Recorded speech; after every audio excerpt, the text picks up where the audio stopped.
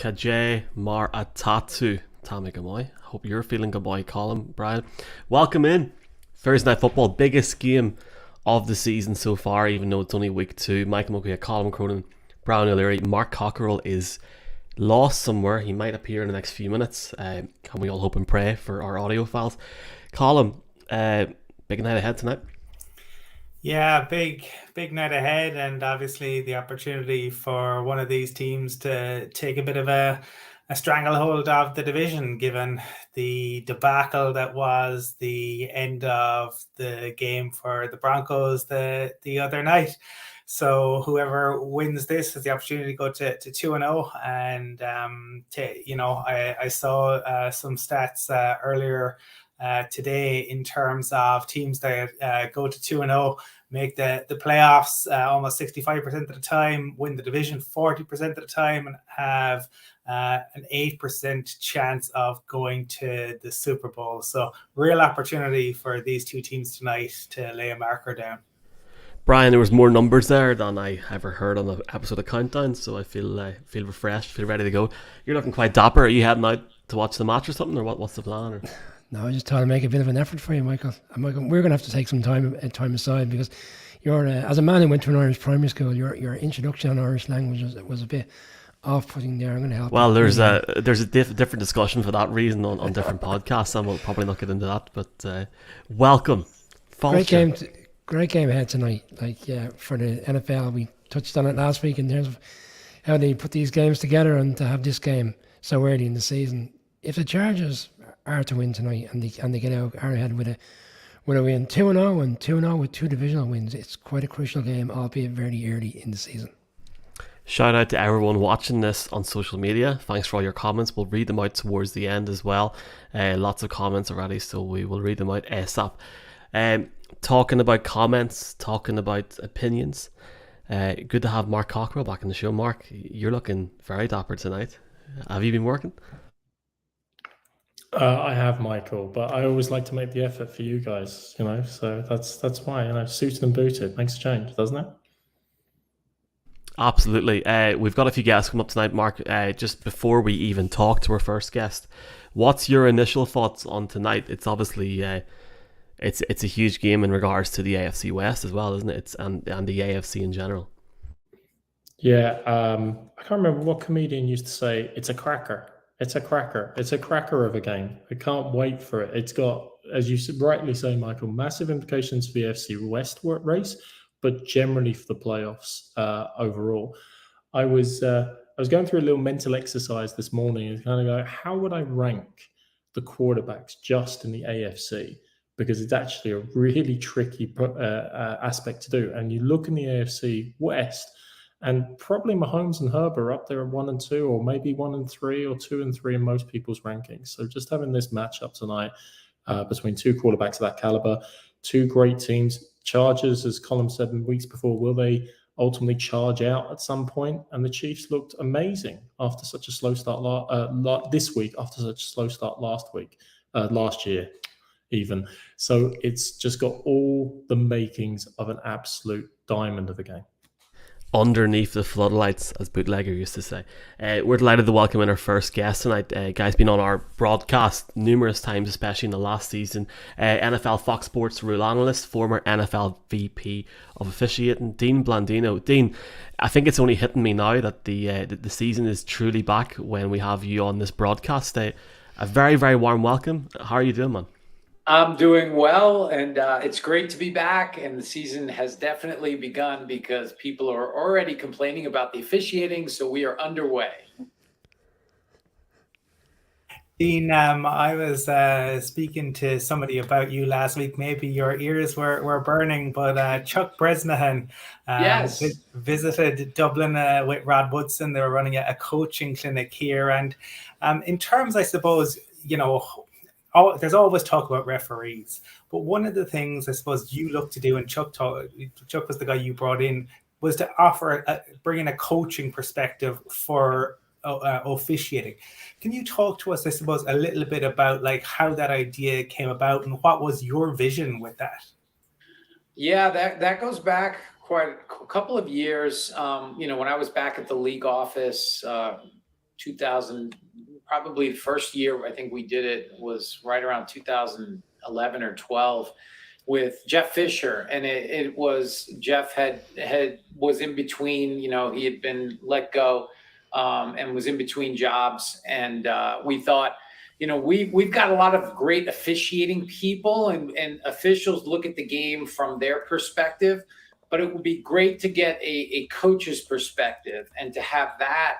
And so when I'm watching a play and I'm looking at it from an officiating perspective, I could ask the coach, hey, what is your goal here? What is this player coach to do? And we really, it started with Jeff, and then we started to bring in coaches, Lovie Smith, Jim Schwartz, Ken Wisenhunt. We had Chuck Pagano. I mean, a lot of really great NFL coaches that came in and worked with officiating. Chuck Bresnahan coming in. And now in the officiating department, you've got Perry Fuel, who is one of the people running the department, who comes from a coaching background. George Stewart, who was a longtime special teams coach in the NFL, and there's that coach's perspective. We worked with Tom Coughlin, invaluable because I know the game from an officiating perspective, but I don't know the game that well from a coaching perspective compared to these guys, and they were able to bring that perspective, which was really great for our officials. Dame, we're going to get into a couple of strange situations last weekend. You said about the referees getting some grief. I thought overall last weekend it was, compared to maybe last year earlier on in the season, there wasn't too many challenging situations. The one in Chicago, though, was quite unique because the weather was so adverse, and the Bears got done for unsportsmanlike conduct because of the drawing of the balls. I thought a bit of common sense might have prevailed there, but the rules are the rules. But what were your thoughts on that situation? Yeah, the rule is the rule, and it's specific where you can't use any, they call it a foreign article in the rule book, and to assist in the execution of a kick, and that could be a field goal, an extra point, a punt, even a free kick. So that was pretty straightforward. Just unusual. You don't see that. Was obviously torrential downpour. The field was really compromised, and they obviously a rookie punter, and I know Cairo Santos, who's a veteran, told him to bring the towel out, and so here you have a rookie punter, and now I'm getting an unsportsmanlike conduct in my first game in the NFL, my first regular season game. So it was unusual, but the right application of the rule. And I think now you'll see every team now knows that rule. And I don't think we'll see that again. But typically when that, maybe in 10 years or so, people, their memories aren't that long, and we might see it again in the next decade. Dean, NFL fans around the world always kind of cringe every year when we hear the immortal words, points of emphasis. Because it starts off this chain of like, well, how is this going to be officiated this year? And obviously we saw the preseason a little bit about some of the points of emphasis around focus on the legal contact. I think a very useful clarification around roughing the passer, given some of the angst about that during various games last year. I know it's only been 1 week. I know we've only seen limited examples, but how did you feel with your experience looking at the games that those points played out in the games? And is it going to make a difference over the season, in your opinion? Yeah, I thought, overall week one was really, I thought it was well officiated, and you're always concerned about the points of emphasis, and that it's an interesting, the way you say it, because it's kind of an ominous, okay, what does this mean? Are we going to call more? What? And with, especially with illegal contact, I think that was it's such an important part of the game when you think about the passing game and the history of that rule. And before, when defenders were just allowed to jam receivers off the line, it really impacted when they implemented kind of the bump and run technique. It really impacted the passing game. And so that rule freed up the receivers, once we got to 5 yards, to run routes and have an unobstructed path down the field. And that opened up the passing game. So it's such an important rule. And I think there were 6 calls in week one, which is a good number. There were only 36 all of last year, which is historically low, the second lowest, ever since the rule's been in place. So I think that's a good number, and it's just about balance. It's about calling the fouls that are there, because typically with points of emphasis, you'll see a spike early, and then the players and the coaches understand where the bar is and where the standard is. And then they adjust, and then we don't see as many calls made because they're not committing as many fouls, and the officials they're not going to call every foul that occurs. But I think if you get the majority of them, then the players and the coaches get the message, and they tend to regulate their behavior, their techniques and tactics on the field. Then there's been a lot of mixed opinions on Cleveland's fake spike by Jacoby Brissett. Some say they should have been called for intentional grounding. It caused a little stir with the kicker. York has the leg to make a longer kick. He has the leg to make a longer kick anyway, but who knows? What are your thoughts on that one, man? Yeah, I thought it was intentional grounding. I thought the officials got it right at first. They recognized, and with that rule, you're allowed to spike the ball to stop a running clock, but it's got to be all one continuous motion. And the rule talks about if you delay for any strategic purpose, that would be intentional grounding. And I thought that's what happened. It looked like Brissett got the snap. He kind of pushed it down, whether that's a fake spike or not. It wasn't immediate. And then he brought it back and then spiked it. The officials had a flag down. They announced that it was a fake spike followed by a spike, but then they didn't take it one step further and enforce the penalty for intentional grounding, which would have made a difference. Obviously, 10 yards, there would have been a 10-second runoff. So who knows what would have happened? But it to me, it was intentional grounding. Maybe taking off somewhat of the officials' hat, but just in terms of your experience, Monday night in Seattle and the end of the game, we saw on the Manning cast, Peyton call for a timeout 62 times, I think in the space of 50 odd seconds, which is quite something. You saw Shannon Sharp's face. In your years of both watching the sport and being involved in it, have you seen it play out in quite that way, just the length of time that seemed to evaporate before a decision was made? Yeah, it was unique. I think we see that now, especially because it was it was Monday Night Football. You've got the Manning cast, and you've got so there's more eyeballs on Monday night, right? Russ Wilson going back to Seattle, and to have it, a close game down to the wire. And I think, and I've talked to a bunch of coaches and about this, and obviously, Nathaniel Hackett, he's a first-year head coach. They, in that situation, they have a yard line in mind where they need to get to attempt a field goal.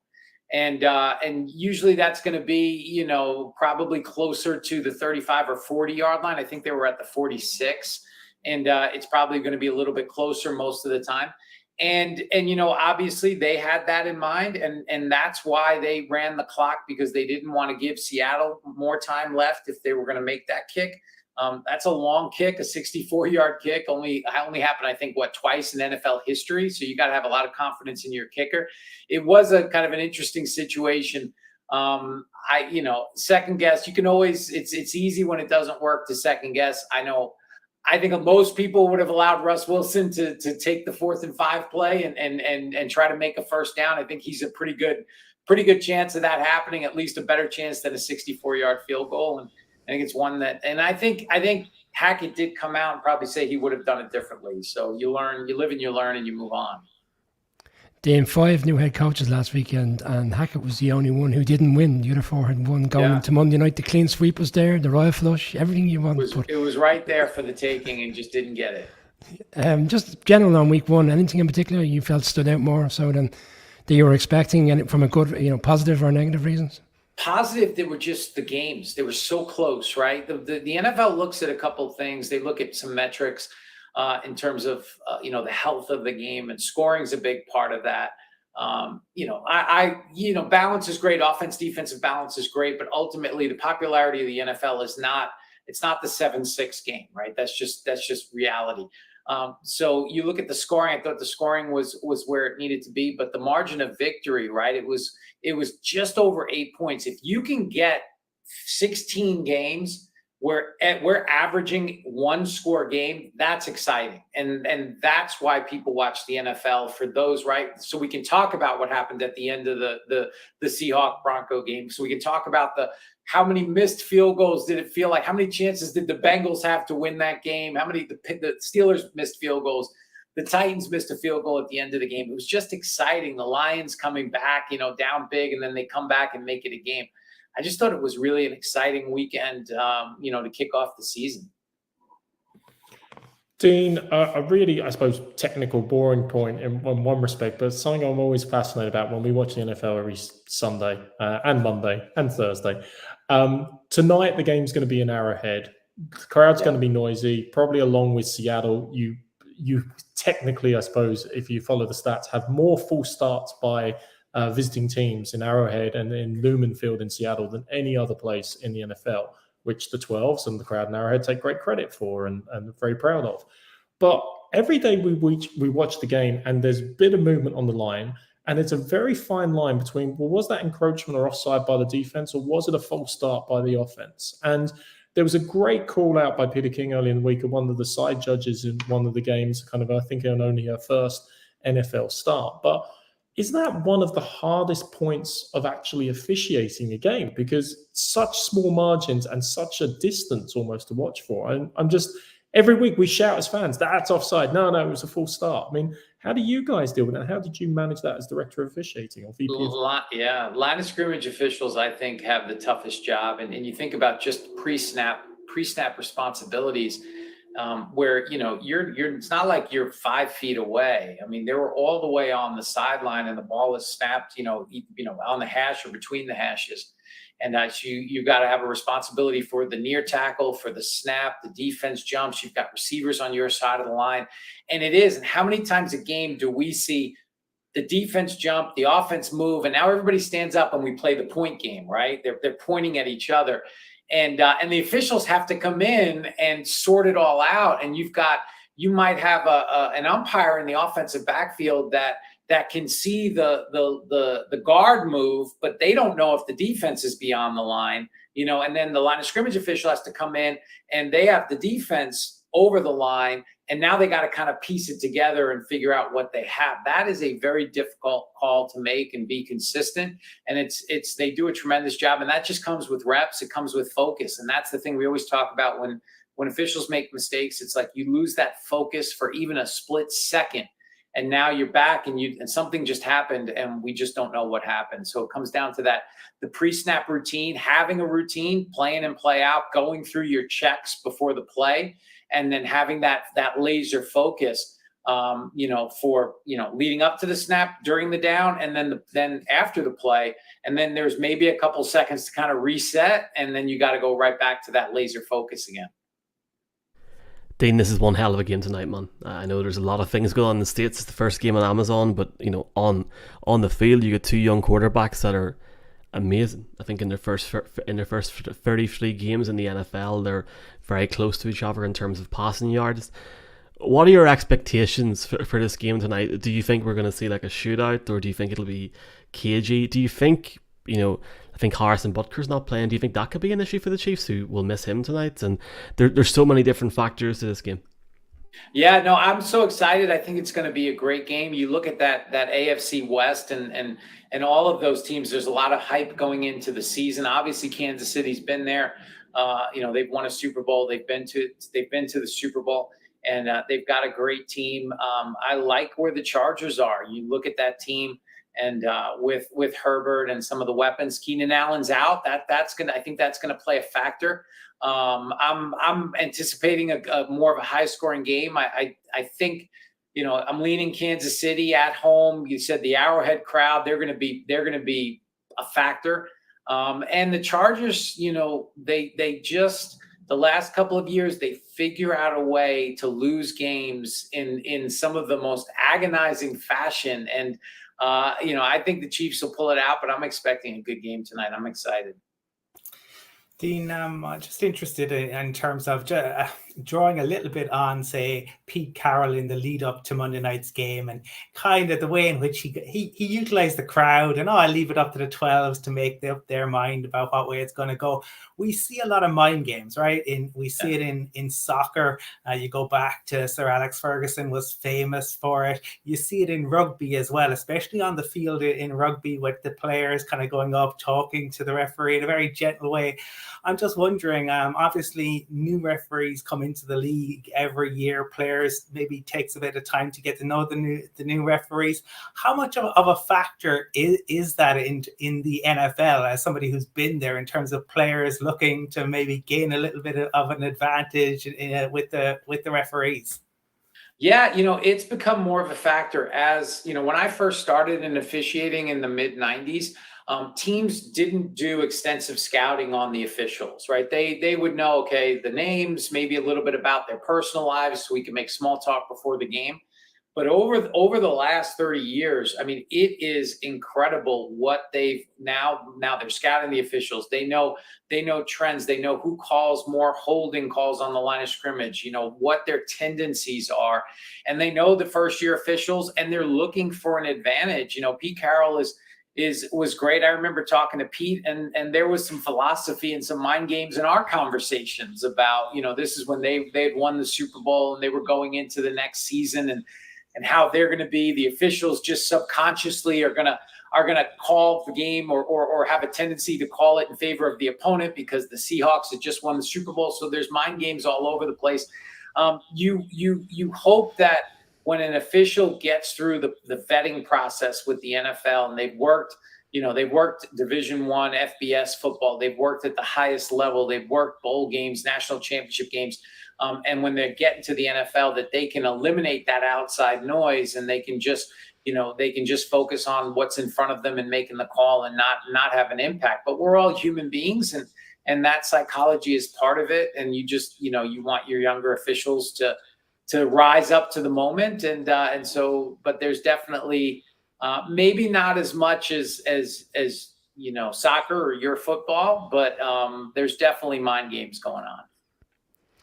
Dane, you've touched on the fact that we've a really, really good game ahead of us tonight, but is there any particular game come Sunday in week 2 that you're looking forward to? Any one you're keeping a keen eye from a storyline? I mean, the Cowboys, we've got a lot of Cowboys fans here in Ireland, and they're already feeling that the season is gone because of the Dak situation and not looking to trade for another quarterback. Anything that stands out for you?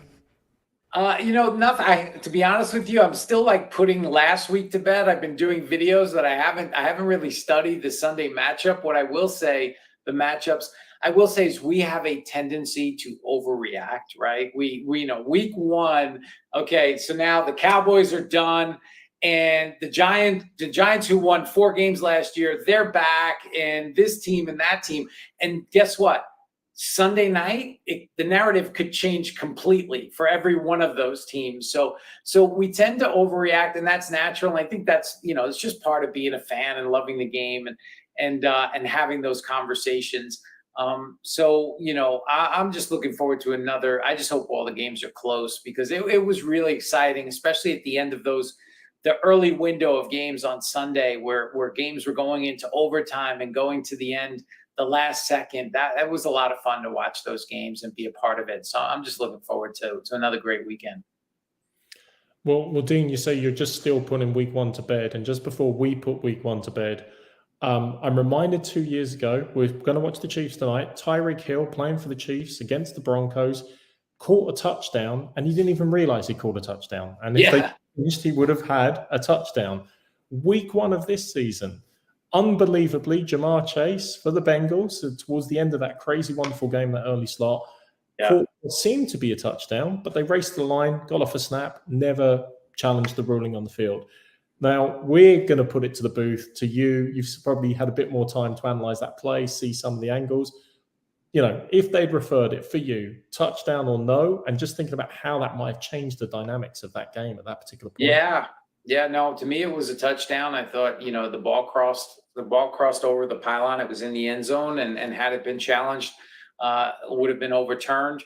And I think the league even may have, somebody reported that the league had kind of insinuated that they would have changed it. And that's that strategy in that game within the game for the coaches. And we see it. We see that whether it's time management, going for it on 4th and 5 or kicking a field goal, when to challenge, when to burn the timeouts. All of that is part of it. And, I think that's one where Cincinnati, they had kind of made a choice that, okay, we're going to try to catch Pittsburgh in a personnel matchup where we can get up on the ball and they're not ready for their goal line defense isn't in, and we can just rush the ball up the middle and get in. But they ended up losing yardage, and then they did score eventually. But yeah, that the game might have turned out differently had they challenged it, and that's part of that strategy that each team has to be on top of during games. Dean, obviously massively appreciate the time that you've made for us, not only tonight, but on so many occasions last season, especially at peak times of the season. Just for people listening to this, Dean, in Ireland, Europe, and further afield, where can they find you, not just on Twitter, but in certain avenues in terms of where you work online for the NFL? Yeah, so obviously you can find me on Twitter at Dean Blandino. I'm part of the 33rd team. Check that out, 33rdteam.com. There's a lot of great content. It's a lot of former coaches, former players, and just talk football, whether it's officiating, whether it's game strategy, a lot of analysis. So you can find me on there, and you can find me on Fox Sports broadcasts, both college and NFL on Saturdays and Sundays. I know it's a little, I don't know how you all do it. You stay up pretty late to watch these games. I think that's awesome. I'm getting used to being on the West Coast of the United States, where the games start at 10 a.m. on Sundays. So that's a little different for me coming from the East Coast. But for you guys, that's 10 a.m. That's, you probably welcome the early starts because it's not 2 a.m. your time when the game kicks off. Yeah, I think even when that college game was in Dublin, it was 5:30 in the evening. It was nice because you knew it wasn't too late. But it's going to be a good season. Hopefully, Dean, we can maybe have you on the show again at some point. Yeah, definitely. I'm sure something's going to happen over the next few weeks, so we'll definitely have you on. But definitely appreciate your time, man, and enjoy week 2. Enjoy the game tonight. All right, thanks for having me. Cheers, Dean. Thank you. Thanks a million to Dean Blandino for coming on. And you can, as Dean said, you can find him on social media there. Lads, we've got Matt Derrick coming on to talk about the Chiefs in a couple of minutes. So we'll bring him on whenever he comes on. Colin, I'll have this quick round table just in terms of this game tonight. For people watching this in the States, and I think further afield, this is the first game that Amazon have done ever properly during the NFL season with their own crew. You have got Al Michaels and Kirk, I can't pronounce his surname, who does ESPN college football, and I only know he does ESPN college football because that's around the time on a Saturday when I might sit down and relax. It's going to be interesting, isn't it? It's a whole different commentary crew and everything tonight. Yeah, Jeff Bezos might be the one person in the world who gets his own way more than Tom Brady. And quite the stellar lineup that the Amazon obviously have. They had the game for, there was always the talk, I suppose, prior to, I think they maybe began to change a little bit last year, but Thursday nights, it's throwaway games, it's not decent teams. I don't think that is at all the case, given that week 1 to open the season was the Bills-Rams, and then tonight you have 2 of the top 2 quarterbacks. Mark talked about it earlier. 2 of the top 2 quarterbacks in the league. 2 teams who could very easily be in the AFC Championship game come the end of the season. It really should be a fantastic game. Brian, are you looking forward to this new start on Amazon, or do you care? You just want to watch the game, yeah? Or what's your thoughts? Oh, it's Al Michaels under a different umbrella, really, isn't it? Okay, he's moving away from Sunday Night Football. I'm more excited about the game, Michael, than listening to the commentators, and I'm interested to see how this Chargers offense does, because they won last weekend, but I don't think it was one of their better performances offensively. They only put up 24 points. Herbert again, okay, looked special, but they didn't put up the numbers that we expected, and the Chiefs did. They put up 5 touchdowns. There's been conversations this week around the fact that the Chiefs played a lot of players in the preseason games, which helped them. It benefited them straight away. Come last Sunday against the Cardinals, and they were really efficient. The Chargers looked like they were feeling themselves into it, and I'd be interested to see if they can go tonight and put up the points against the Chiefs team that I feel will put up the points, especially if J.C. Jackson, which is at this stage looks highly unlikely he's going to play, which is a big loss. He didn't play last week. Devontae Adams had a game. I mean, he was brought in for these type of games to shut down wide receivers of the teams who are really aggressive with offense, and every team in this division has a really strong offense, so it'll be interesting to see how they do. And the Chiefs as well in the secondary were doing quite well last weekend with the rookie Trent McDuffie. He's not going to play, went off injured. A few players came in, they were a bit mixed, so there's points to be had. It'd be interesting to see how both offenses do. Absolutely. Mark, I'll get your viewpoint after we bring our next guest on, if that's okay. And I'm presuming our guest is going to give us a thumbs up that he's ready to go. I think he's in Arrowhead as well. Happy as to bring him in. We are delighted to welcome in Matt Derrick. Matt was on the show previously, not just last season, but the season before as well. Matt is the beat writer at ChiefsDigest.com, the author of Patrick Mahomes Showtime. Matt, I know it's a busy day for you. Thanks a million for coming on, man. How are you getting on? Gents, doing pretty well. Hopefully we won't have too many distractions here in the press box and anything, or noise or anything, but great to catch up with you before the game. Matt, I have to ask you before Colin jumps in here. There's a rumor going around that they're giving out free Fire Sticks from Amazon. Is this true? There are. I don't know how widespread they're. I don't know if they're giving them to people in through the gates, but I do know that they have them in the press box at each seat. So the Amazon Prime is getting the message out quite well about how to stream the game. Matt, there was obviously a lot of changes in the off season, but you have Andy Reid, you have Patrick Mahomes there, and you had a kind of a beaten up Cardinals team. But were you surprised at how the Cardinals approached that, the way in which they blitzed Mahomes, given, how he picks? I mean, that's his favorite way to play the game, right? Like and especially in the red zone last week, they just threw everything at him, and he absolutely picked them apart. Yeah, I mean, when Andy Reid told us after the game, he said, "Hey, Vance Joseph sends everybody but the popcorn vendor." So he stayed true to himself. I mean, that's certainly what Vance Joseph does, and it makes sense to a degree with the injuries that they did have. That not necessarily in week one of the season making your defense do something out of character for you. They stayed true to themselves. That this wasn't the best matchup to do that against, because as you pointed out, Patrick Mahomes eats blitzes. We've seen that. I mean, that's pretty clear at this point. That's what he thrives under, when you throw that pressure at him. But this week's going to be different. I mean, you're going to see, the Chargers have traditionally played Mahomes pretty tough, and you're going to see some of those two-shell defenses. You're going to see them playing a little bit more zone. So I'm intrigued to see what happens, because what the Cardinals did might be the only time the Chiefs see a defensive game plan like that all season. Reid was quite critical of the Arizona pitch last weekend for the injuries to Booker and Trent McDuffie, and McDuffie's not going to play this evening. We were just discussing there the secondary. Is there a concern for you in terms of Chargers potentially taking them apart in the secondary, because it was a little bit touch and go towards the end of the season, how good they were in the secondary? Yeah, there's going to be a lot of questions with this secondary, and McDuffie is a huge loss. That was a guy that had played very well, and obviously the Cardinals didn't even test him.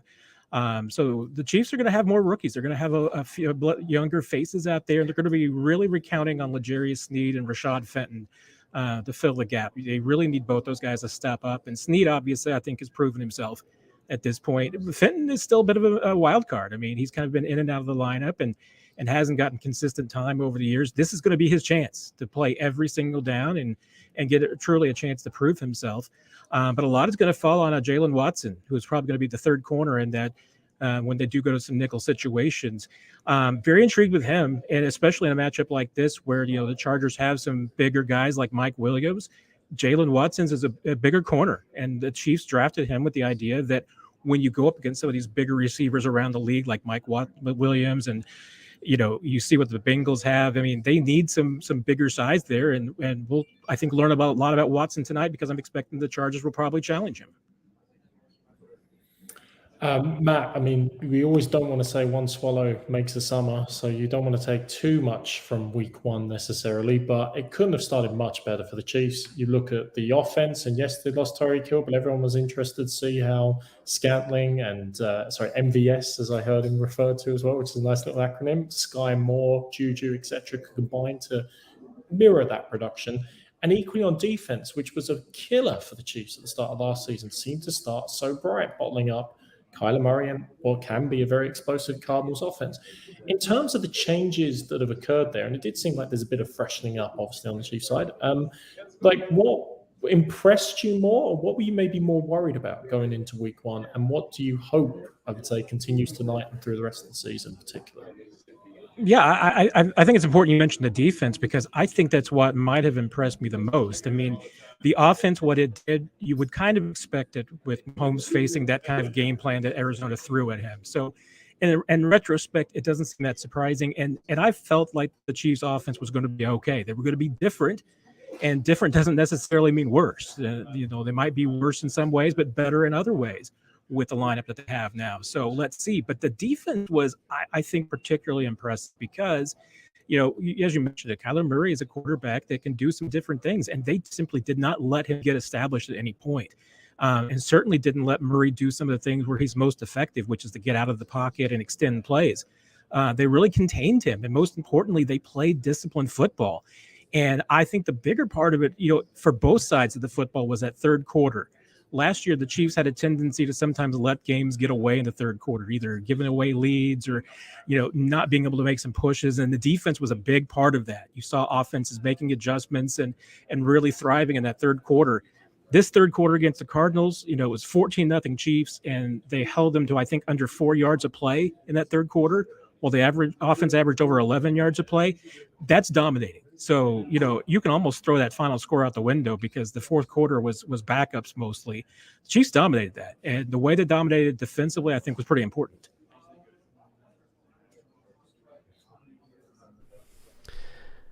So, the big thing for me, being a supporter of a team in the AFC West, Matt, is the significance of these sort of games. Like, the Chiefs don't play the Broncos until, is it week 14, and they play each other again week 16, week 17, I've got that correct. Whereas the Raiders have already played the Chargers, and now tonight you've got a huge game in the Chargers and the Chiefs. The significance of these games, especially within this division, cannot be underestimated, regardless of the outcome tonight. You're absolutely right. I mean, a game like this, particularly in the division, can be very important down the road, and especially when all these teams do kind of collide in December. They do finally start playing interdivision a lot more. A game like this can be a big step. And, think about it from the Chargers standpoint. If they could get 2-0 inside the division, that would be a huge advantage for them. So either one of these teams getting this win would be big. I mean, for the Chiefs, it would be an opportunity to hold their home field against a team that I think will clearly be the biggest challenger in the AFC West this year.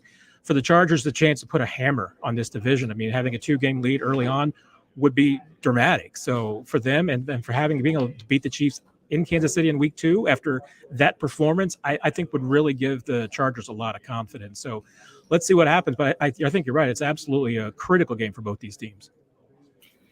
Well, in stark contrast to the Broncos, the Chargers don't seem to fear going into Arrowhead, and that's because of probably Justin Herbert and his ability. And I mean, you have Allen, you have Mahomes, and you have Herbert, and people rank them differently, but I think we all agree those are the three kind of elite QBs in the AFC. In terms of just that, what they could get into tonight, could this turn into a kind of a Chiefs-Rams type game from a few years back? My gut tells me no, because I think that both these defenses are better than that. Let's see. I think the Chiefs have a little bit more to prove, but I don't think there's any doubt. I mean, especially the way that the Chargers have played Mahomes in the past, they've got an effective game plan. They know how to do it. And they beefed up this offseason with the idea that knowing you have to go after Patrick Mahomes with 4 rushers up front, you've got to be able to get to him off the edge. And if you can do that, 7 back consistently, that's the way to slow this Chiefs offense down. I mean, even though you look at a game like the Rams, history has actually shown that if you get into a track meet with the Chiefs, you can win those games, but nobody wants to. They want to slow this team down. So I think the Chargers have done a really good job of that. If this is a game that stays in the 20s, which I think it will, it's going to be a close game either way. I think that's the Chargers' best chance. If this ends up being, who can race down the field the fastest and get the last score, that usually favors Kansas City. Matt, last season we saw an aggressive style of coaching from Staley. There was some games where he was criticised for going for 4th downs. The game against the Chiefs in SoFi, where he went for it a couple of times and gave up on field goals. And Andy Reid has obviously had the aggressive manner as well in terms of going for it on 4th down, with the kicking situation on both sides, because Hopkins is a concern if you speak to a number of Chargers fans. And Obviously, Amendola, who was with the Jets last year, didn't have the best time there, has come in to replace Booker. Do you see more scenarios tonight where maybe they'll just be put off by going for field goals and essentially going for it on fourth down a lot? Yeah, that'll be interesting for sure from the Kansas City perspective because, yeah, I mean, with Harrison Butker, you feel confident with his range from easily up to 60 in any situation. And with Amendola, you're right. I mean, he's very consistent inside of 40. After that, it's a much bigger question mark. So yeah, I mean, Andy Reid's typically a guy fourth and 5 from the 43. What do you do? I think you're probably going to see Tommy Townsend in those situations. I mean, that's the thing. I mean, Andy Reid, if it's 4th and 2, maybe he's going to go for it. But 4th and 5, that's typically about a punting situation for him. So let's see what he does in some of those borderline situations. I know what Brandon Staley's going to do. He's going to go for it every single time. Probably doesn't matter down in distance. He's going to go for it. 4th and 9, he'll probably go for it from the 43. But Andy Reid's he's not going to play that game. And, I thought it was very interesting. I went back to look at it after Steve Spagnuolo mentioned this week that, the Chiefs knew that over the last 3 seasons, they have faced the second most 4th down attempts in the league. That's true. Conversely, the Chiefs offense has attempted the second fewest 4th down attempts in the last 3 years. So that kind of tells you, both sides of this, how the Chiefs come down. They never go for it on 4th down, and everybody goes out for 4th down against them. That's a fascinating stat, particularly with Andy Reid's background as well, Max. But every time you say the words Amendola, I keep expecting to line up a slot receiver. Sorry, it's my Patriots bias probably coming through there. But in any event, slot receiver is a fascinating position. One of the things I was thinking about week 1 is the youngsters get blooded. The rookies have finally had their first kill. They've finally gone on the pitch for an NFL game. And there's been a lot of talk, obviously, about some of the Chargers receivers. There's Chargers rookies and some breakthrough artists potentially there, but probably no rookie that'll be on the field tonight has had more attention during the offseason than Sky Moore. Of course, because of the moves with Tyreek Hill and how he might play. But in terms of what you've seen all the way through training camp, preseason, now in week 1, how do you think he's going to pan out? Or any other thoughts about the current Chiefs rookie class? You always need the rookies to perform to round out the team properly, whoever you are and wherever you are. Yeah, I was probably a little bit more conservative in some of the estimates about Sky Moore as a rookie, and honestly, it has nothing to do with his makeup or his physical ability. I think that both those areas are very high for him. I mean, I think there's no doubt with what he's shown. His short area quickness, his hands. I mean, he's got all the skills, and I think he's also got the temperament to be successful in this league. Problem is that Andy Reid's got a 400-page thick playbook, and they like the receivers to be able to play all 3 spots. So it's not talking about learning 400 plays. You're really talking about learning 1,200. And that's a big load for anyone to pick up, much less a rookie. And go back and look at, Tyreek's rookie year, and I think you're going to see a lot of the same usage. I mean, I think the Chiefs will find some ways to get Sky Moore the ball early on in some unique situations and creative ways, maybe out of the backfield, maybe with some short passes. But as you saw against Arizona, I don't think he's going to be a big part of the game plan. That will probably change as the season progresses. He picks things up a little bit more. He gets more confident. Learning Andy Reid's off very difficult. And Andy Reid does not like to drown his receivers.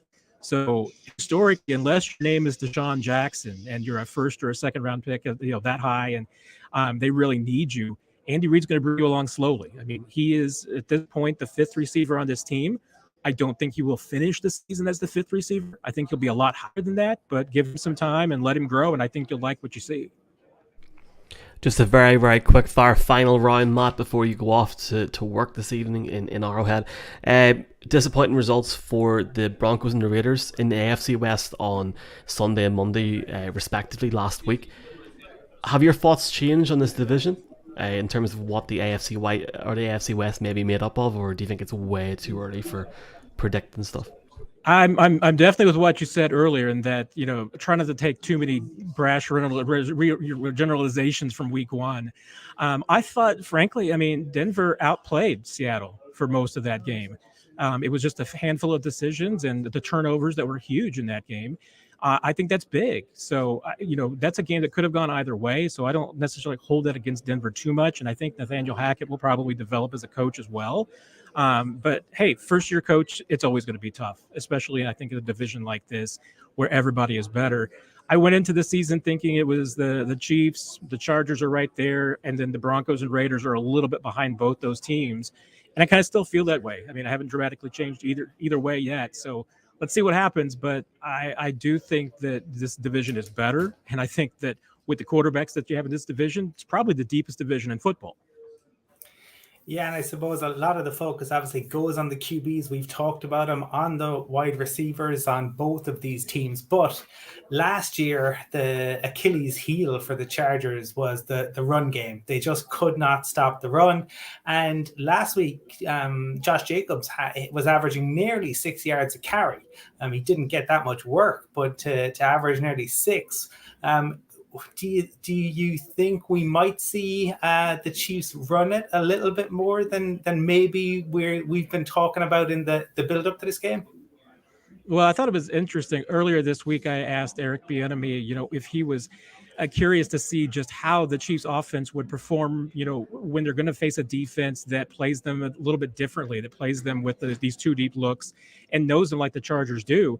And it was very interesting that the first thing he pivoted to was that we have to run the football better. And that's the most important thing. So I'm really, whether he's blowing smoke at us, trying to let us think that they're going to run the football a lot, there's no doubt they want to be able to run the football when they want to and when they have to. Andy Reid's not going to change. He's not going to all of a sudden be running the football on every down. He's still going to throw the football first. They just want to be better, and they want to be effective when they have to. So there's going to be some opportunities tonight. There's no doubt. I think the Chargers will have some light boxes and some opportunities for them to run. If they can be effective, that's going to go a long way towards proving what they want to, which is that they are a tougher team this year. Matt, my question actually is on Eric Bieniemy, because there was 5 new head coaches last weekend in the league, and again, a year removed from when he went for previous interviews, he still hasn't got that opportunity to move to the head coach. And Mike Kafka has obviously moved on, the quarterback coach, to being a coordinator with the Giants. From dealing with him firsthand in the press conference, is he still the same in terms of his focus on the Chiefs, or do you feel there's a little bit of frustration that he hasn't got an opportunity in the league yet? It's hard to say. I don't want to project anything on him that there's been any frustration, but I will say I feel like that he may be just a little bit more free than he has been in the past, maybe a little bit less reserved. And that's an odd thing because, Eric Bieniemy is sometimes some of the best quotes. I mean, we get some of the best phrases out of Eric Bieniemy that you'll find, and sometimes the language will be a little colorful. But this year, I do feel like he's been a bit more free. And maybe some of that is, he's reached a point where, hey, let's just be myself and let the chips fall where they may. And if that's the case, I think that's probably great for him from a personal and professional standpoint. But I certainly haven't seen anything from his, mentality change as far as his work ethic or his commitment, and certainly nothing that the team has said. I mean, this team continues to believe that this is a future NFL head coach, and they're just going to enjoy him while they still have him. Matt, we're always delighted when you can join us. We're really grateful for your time here tonight. You're live from the press box there in Arrowhead. Everybody wanted to catch your musings on various matters. Find you on Twitter at Matt Derrick and also on ChiefsDigest.com. One last question before we let you go though, Max. I appreciate you're a busy man tonight. Very simple. Pick for the game. And don't worry, if you pick against the Chiefs, we won't tell anyone. We'll keep it on down low. It's okay. I do think it's going to be a close game. I don't think it's going to be a track meet up and down the field. Chargers just played the Chiefs too tough, but if Keenan Allen is not playing tonight, which I still haven't heard for sure, inactives are a little bit of ways. I think it's going to be difficult for the Chargers to overcome that if he's not out there. I am going with the Chiefs 27-24, which means if I were a betting person, I would actually be betting on the Chargers because I do think they'll cover the spread. Interesting. Matt, look, thanks a million for your time, man. Enjoy the game tonight, and who knows, maybe we will be buying you a beer or sticks in Arizona in February. Chat soon, man. That would be great. I would love to see you guys in person. Always a blast to talk to you. Thank you. See you, man. All the best. Bye-bye. We'll probably see Matt in Frankfurt or Munich over the next few years. Who knows what could happen in Germany at least. Thanks very much for Matt for coming on. Lads, we'll do a quick segment here on week 2. Yeah? No? Okay, right. Well, let's go. So in this segment, we're going to look at maybe a couple of games each. We'll do a round twice and talk about things that we're excited for week 2. Anybody want to guess what my main excitement is for this weekend? Somebody guess the main game that I'm really excited for. Go on. The Rams and the Falcons. No. Oh, No, right. You found your packet learning how to manage a game in the last 2 minutes. That's a good, coming from a Patriots fan, that's a good one because we're both in the same spot. We're both 0-1 at the minute, mate. Colts Jaguars. Jaguars. we gave you Colts Texans on the quick fire last weekend, so I understand why you want to keep with your Colts. It's not about the Colts. It is and it isn't. The thing that really interests me about this game is the last time these two teams played each other, all the Colts had to do was win and go to the playoffs, and they completely cacked the bed, as we say in Toronto. I don't know if it's a thing in the South or not. Cacked the bed, but they did. And Matt Ryan last week had over 300 yards passing. Jonathan Taylor had 165 yards, I think it was, on the rush, and they still didn't win against the Texans. Did you watch the Colts game back last week? Matt Ryan, Colin, remember what Peyton Manning was like against the Steelers in 2015? I don't want to go too far into it. It's 1 week. I'm intrigued to see this game. I have made my pick for tomorrow night, and I will. And this is the whole point in this segment. If you're listening to this on Friday morning, folks, we are live at 9:30 on Friday night with podcasts going up first thing in the morning on Saturday with a full podcast out on the Sunday morning for week 2. I am intrigued for this game. I feel that if the Colts were to drop to 0-1-1, it could really open that division up. Colin, is there a game that you're interested in this weekend that we'll talk about more tomorrow night?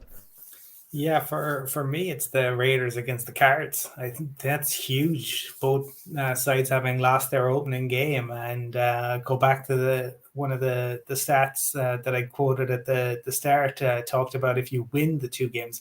Well, if you lose your opening 2 games, just 11% of teams have then gone on to go to the playoffs.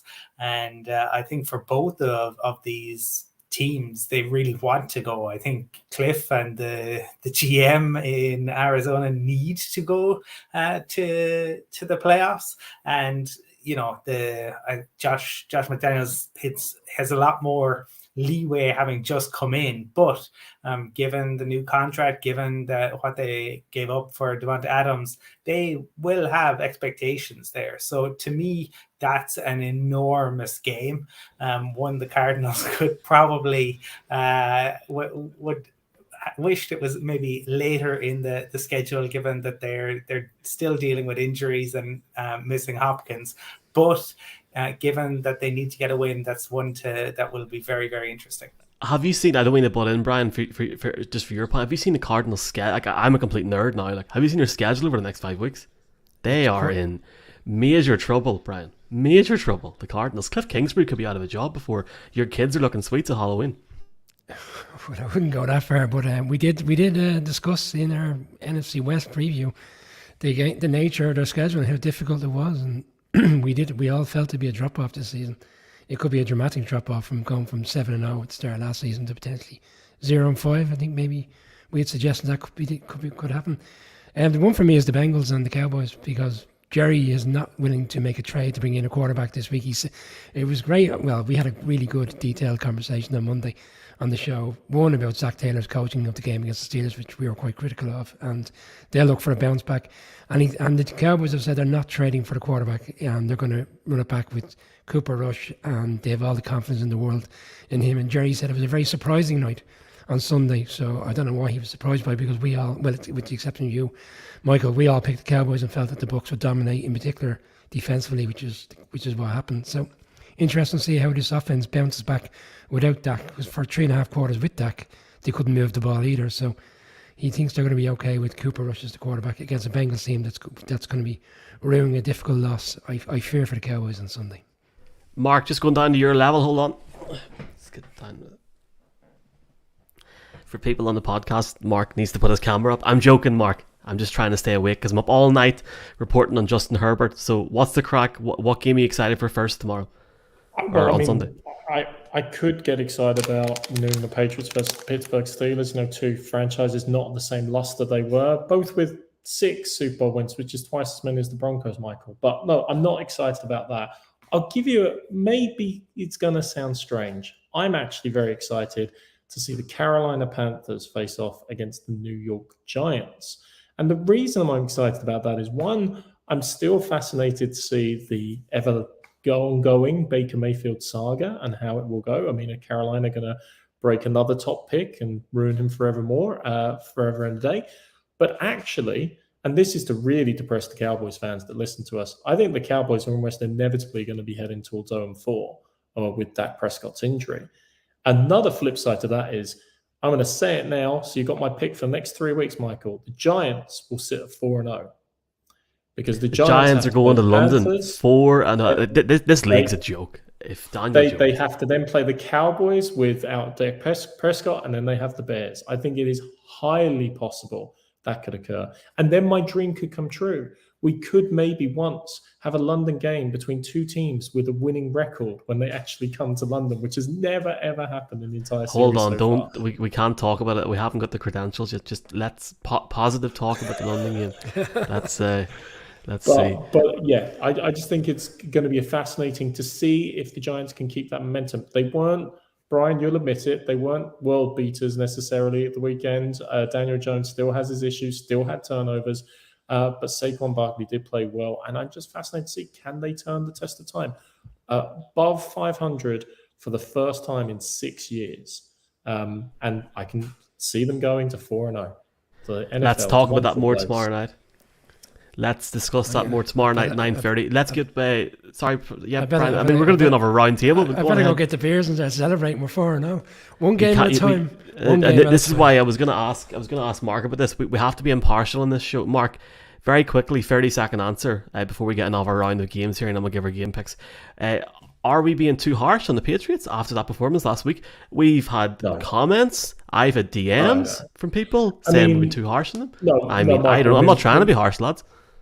No, when you said a couple of weeks ago you think Mac Jones will be out of the NFL at the end of this season, that was too harsh, and that was. I don't think he'll be a starting quarterback next year. In terms of the way, if that was to continue over the next 7, and I think that's a fair statement. I hope he is. Pick on a rookie contract. That was a bit logical, but no, I don't think it's been too harsh. I mean, the Patriots defense was actually better than probably I expected in many respects. I only gave up 13 points when you consider 7 of them came on the pick 6, but the offense did look disjointed. Look, Patriots fans, they did have 17 first downs. They did slightly move the ball, but turnovers at the wrong time, not where they need to be. A lot of work necessary to be done. But and there's Patriots fans, 31 other teams to talk about, Mike. Of course, and Patriots fans, will be a full segment on your team tomorrow night. Can't wait for that. Mac Jones against Mitchell Trubisky, America's game of the week. The game that I'm going to talk about on my last sort of preview here is the Seattle Seahawks against the San Francisco 49ers. Where do I start here? If I'm going to piss off Patriots fans, this could be bad. Is Trey Lance the answer? There's no George Kittle this week, it seems. Let's see what happens in Seattle. Geno Smith, lads, the other night had 195 yards, 2 touchdowns. If Trey Lance can't get the ball down the field against the Seahawks, I know Seattle had their Super Bowl last week, and for an organization, I can't say anything. They're going to Munich, aren't they? Go on. No, I'm not saying anything. I think like Seattle are Brian. I think we talked about this on the betting podcast this week. Seattle are 7-2 to beat the Niners. The Niners have got a rookie quarterback that's played in as many games that is lads, come off it. Like, this whole situation is nuts in San Francisco, and we all just going to sit there and agree. Oh, Trey Lance. I hope he is.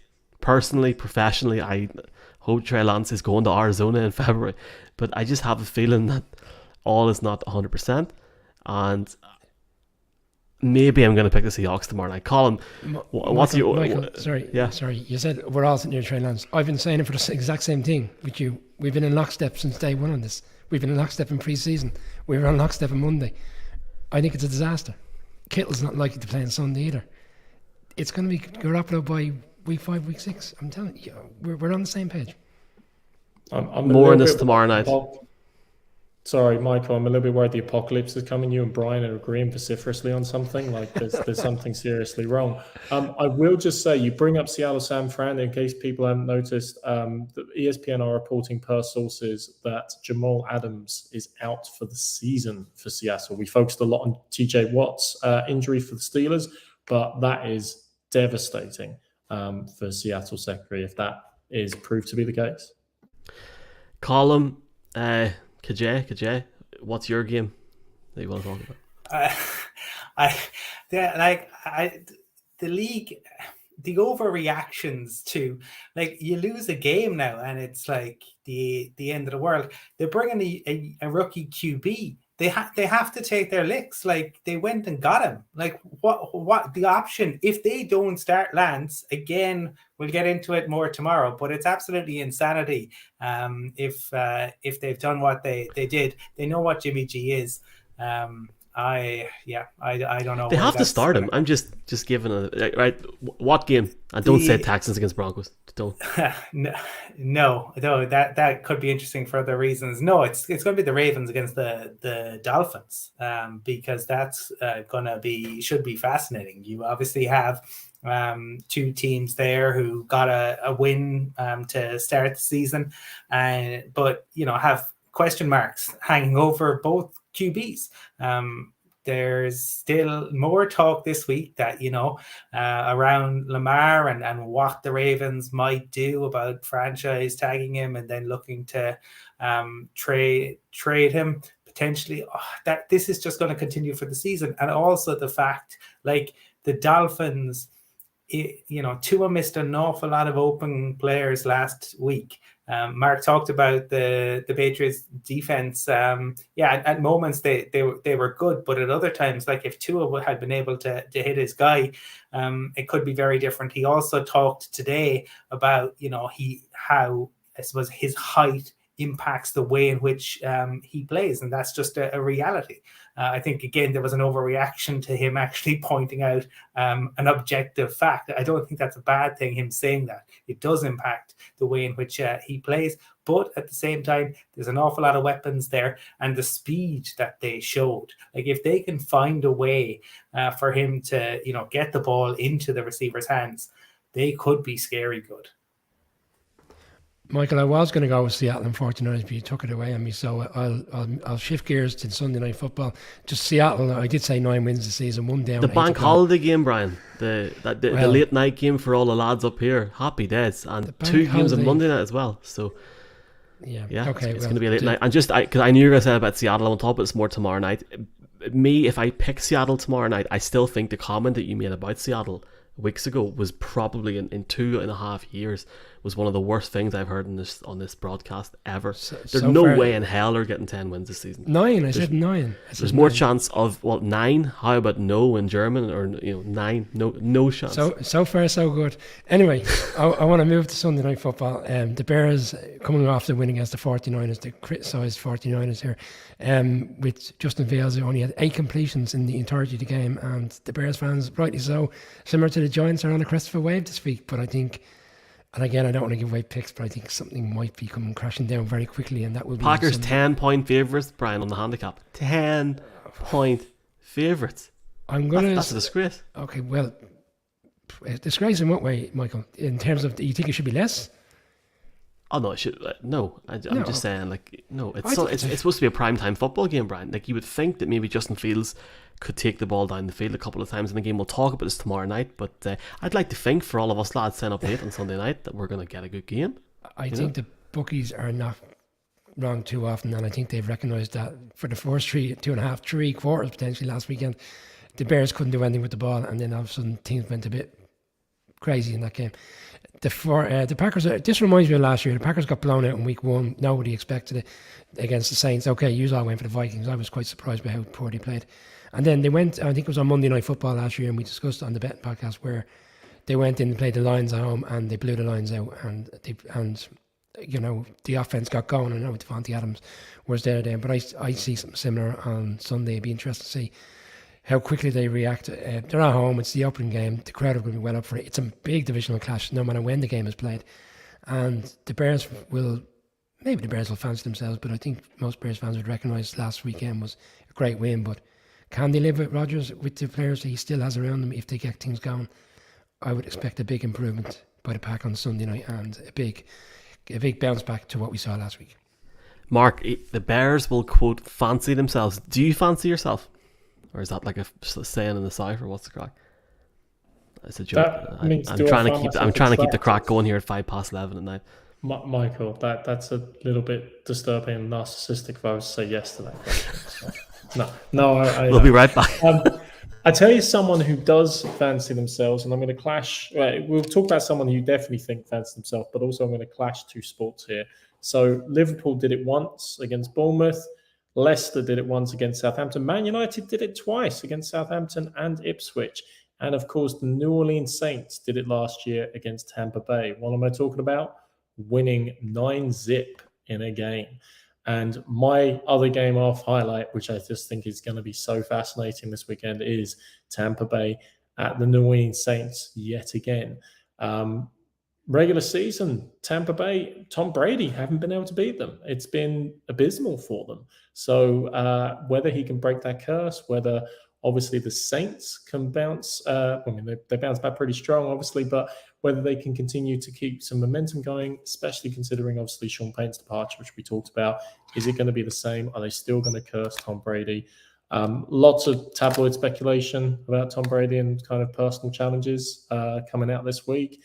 So he might be dealing with some personal matters as well. Separately, he's got a lot of nyite going on, apparently, he said. Yeah, well, he's going to have enough problems on the field again with that Saints team, especially that Saints defense. Still not necessarily sold on Jameis Winston, but I'm definitely still sold on that Saints defense. Fascinating matchup. Can't wait to see it.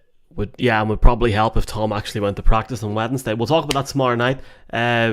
Let's get game picks in. We're going to get everyone's comments after these game picks because I think we all know who everyone's going to pick here. So, Colin, who have you got for the Chargers against the Chiefs tonight in the first ever game on Amazon? I'm about to sneeze. I'm going to go on mute. Well, we haven't even talked in that preview about the Monday night games, which are absolutely stellar this week as well. Look, this is, I could see, both of these teams potentially in an AFC championship game. I think they have two of the top three quarterbacks in the league currently who can just make magic happen at any moment and are different in terms of their ability to use their feet to make, the sort of make something out of nothing, that ability. But I don't yet trust the Chargers in terms of stopping the run. And I think that is, even though it's not a strength for the Chiefs, I think having a weakness like that, it is something that we need to see more. I think also short week going into Arrowhead. And I think in order to become the champion, you need to show that you can beat the champion consistently. The Chargers could certainly do it, but Sean Payton said that Patrick Mahomes was undoubtedly the best quarterback in the league this week. He wouldn't hear any arguments otherwise. I think you could make them, but I'm going to back the September men. They seem to enjoy playing in the month of September. Andy Reid and Patrick Mahomes see the Chiefs win this one. There's a lot of highlight reels from last Sunday's game for the Chargers against the Raiders, in particular some of the lovely, beautiful passes in which the quarterback Herbert did into tight windows, and everybody's raving about it. But then I did speak to a few Chargers fans this week, and they weren't overly impressed with the performance. They felt that they left the Raiders hanging around like at half-time. They were quite comprehensive in terms of what the lead was. They allowed the Raiders to come back at them, and the Raiders had the ball at the end to potentially go and win the game, and Derek Carr had a very off day, 3 interceptions, held on to the ball too long, so they weren't glowing about the performance. They were delighted they won. It's a divisional clash, but they raised a lot of concerns about going into this game. And on the flip side, you look at what the Chiefs did last weekend against an injury-ravaged Arizona side, but at the same time they put up 5 touchdowns. They looked like they were back to what we're used to seeing. So I have to side with the Chiefs as well. I think we're in for a great game. I think it'll be quite close. I don't think it'll go over the 54 that's out there in the bookmakers. I think that's quite an expansive number. I think it'll be under. I think, to Matt's point earlier, he feels that defense is making on top for large parts of the game, but I see the Chiefs finding a way to win the game. Michael, you mentioned a couple of times about being Amazon's first game. I am actually fascinated about that. Anytime a new broadcast partner has come into the NFL, it's generally moved the dial in some ways. I've talked on this show a few times about Fox coming in the mid-90s, how they changed in terms of putting a score up, which we now take as ubiquitous, how they changed multiple angles in terms of like changing the landscape and bringing over Pat Summerall and John Madden to Fox and everything. So Anytime the broadcast landscape changes, it has knock-on effects and interesting resonance in the marketplace. Never more so with this. Like, let's just remember the numbers involved. 13 billion over 11 years. They're now valuing NFL games under this deal at $67 million per game. The numbers are staggering, and it reminds everyone that the NFL is the daddy of them all. And if you ever want to, you can criticize Roger Goodell for a lot of things. You can't criticize him for his reaction to COVID, which actually he and the NFL handled pretty superbly to get a season in. And you can't criticize him because he plays chess when the others play checkers. This started in 2006 with the first Thursday night football game, and now they've created a billion a year, over $1 billion a year coming in from one game and one new night in the NFL schedule. It's fascinating. They're going to hit 25 billion. The game starts in 2 hours. I mean, like, come on. I know. I just wanted to get that off. I didn't get it off my chest earlier. When it turned to the game, I mean, I agree with everything the guys say. This is a game I'm immensely looking forward to.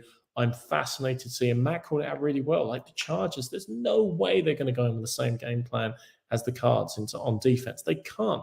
They also, I would say, especially when you consider the change on the Cards, have a far more impressive pass rush. Good old Joey Bosa there could cause the Chiefs' offensive line some fits. But the problem I see for the Chargers still, and they're not going to be scared of going into Arrowhead. They're going to be up for the game. They've got the transcendent Justin Herbert there. But the real problem I still see for them is can they get over that hump? Have they got enough speed in the wide receiver position? I keep talking about, I still don't think they have. Keenan Allen, we still don't know if he's going to play, likely to be amongst the inactives, then to be declared very shortly. And as well, critical injuries if JC Jackson, who's only 50-50, is marked as questionable, doesn't play like he didn't play last week. They're two big losses for them. The Chiefs, it was an immense performance, and I do think they'll continue that momentum, especially on a short week. They're going to be excited playing at Arrowhead. I go with the Chiefs, and yes, yay for Amazon, and yay for Game Pass, so we can watch it without having to have Amazon Fire Sticks in Ireland. Ireland, presented by Costly Travel, and check out our Game Pass link in the bio as well. Should have done that at the start. Sorry, lads. This comes down to two elements for me. First off, can the Chargers find a way to contain Patrick Mahomes? Because there's always times when Patrick Mahomes, under pressure, runs around like a headless chicken, as if he's run out from the pub and is trying to get a taxi home, and he does something incredible. Now, if Mac and Joey Bosa can find a way to get to him and put the marker down from the very, very start of this game and put the pressure on Mahomes, who statistically, it would be interesting to see how he would cope under pressure at home. I don't believe any of this, this short week stuff, lads, is bollocks. These are boys on multi-million-dollar deals, and the Chargers have barely trained all week. They're ready. They've been in cotton wool for this. They're ready to pop. They're ready to rock and roll. This is their moment, lads. This is the night when the Los Angeles Chargers go top of the AFC West. And not just because of their defense. Justin Herbert is going to turn it on tonight. I'll go back to our viral video on Instagram yesterday of Mark saying it's last week's one. I'm going to devour this game. I want to devour this game. This is the game. This game should be in week 10. You got two of the top 5 quarterbacks in this league, probably in 3 or 4 years' time, top 2, top 3 quarterbacks in this league, if it isn't already now. Herbert is unbelievable, and tonight's the night he shows it against Mahomes and the Chiefs, and tonight could be the night that the Chargers make a serious claim, not only for the AFC West, but for the AFC. Cojones, Chargers, I can't pick them for the Super Bowl and the AFC without going with them tonight. I think they'll win it, boys. Tonight, genuinely, I really, really do. Gamble responsibly. Michael, I was just going to say, you say it should be week 10. I mean, going by past practice last year, when the game was more important later in the season, the Chargers should have beaten the Chiefs and ended up losing 34-28 the last time they played in overtime, if you remember.